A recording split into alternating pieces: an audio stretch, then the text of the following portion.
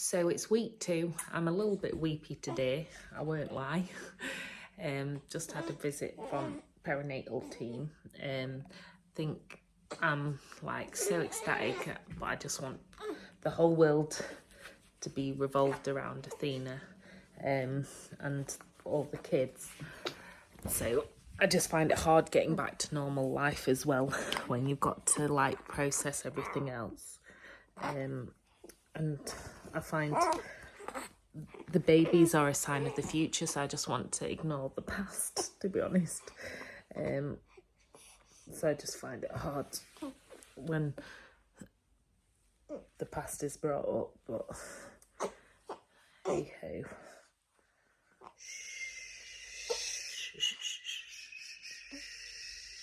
A bit better after some fresh air, just nipping to the corner shop. That was my goal today, to get out, and then I've got to do school run. I'm nervous, but I'm excited to see the girls.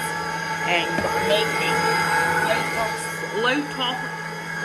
lotus biscuit cake, vegan, because we've got my dad and Mark coming round, because it's now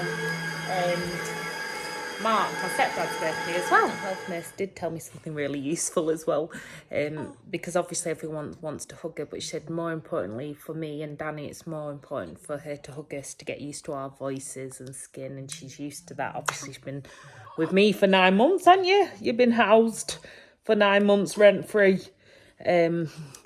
So I thought that's a good excuse when I'm wanting to feed her, and lots of people are here. Or just wanting to hold her, to be honest. Just to say she needs to get used to our voice so it's not confusing. So I definitely struggle with life being slow normally. But you know what? At the moment, whilst I've got this little precious princess, I just want it to go even slower. I want time to stop. I don't know if you remember Bernard's watch, where you could just stop the clock and then everyone else would freeze and you could continue.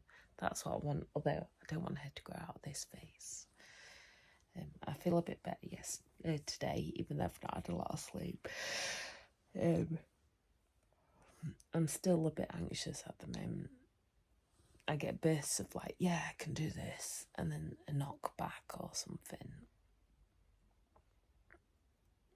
And I think I'm extra sensitive at the moment, so if I get any like, things go wrong, I feel like I've failed. But I'm just trying to focus on this little one and just think, well, when doors close, it means that new opportunities are going to open. I'm trying to look outdoors at the moment, just taking a photo of Athena for 10 days old, because you put on weight, haven't you? But yeah, I haven't been out yet, and I can tell from my mental health I need to get out, so I'm bigging myself up to have a little walk to the new doctors and corner shop. Let's do this. It's like 4 or 5 o'clock. We haven't been out. We've been busy, haven't we? Feeding, sleeping, cleaning, feeding, sleeping, cleaning, midwives. It's trying to get used to a new role, but also I'm very scared because I love staying at home and being a mom and being a housewife. I could get used to this. That's what I'm scared of. I really could. Happily, if I could afford it, I definitely would. So it's coming up to World Mental Health Day on the 10th of October, and the theme is mental health is a universal human right, and it couldn't be more true. It's sad that we even need a theme like that, because surely it is just a right, but we need to actually say it, because I think good mental health is underrated for how important it is for everyone, especially when we've got cost of living crisis, lots of pressure on people. And whilst we've got kind of more time apps and ways of kind of saving time, we seem to be more stressed than ever. I know what I'm like with my overactive brain, and even though my nurturing and my instinct is like, just be at home with the baby, my brain's like, oh sugar, I should be doing this, I should be doing that, I should be doing that. But luckily now I have the support around me, from perinatal mental health teams to people online to most of all my husband. I just feel really, really grateful. And you can celebrate World Mental Health Day by holding a tea and talk, or maybe just a tea and talk event, but maybe you can just offer a friend or someone you know who needs it, a cup of tea. There's not like we love more in Yorkshire. No matter what's the issue, let's put the kettle on, let's have a brew.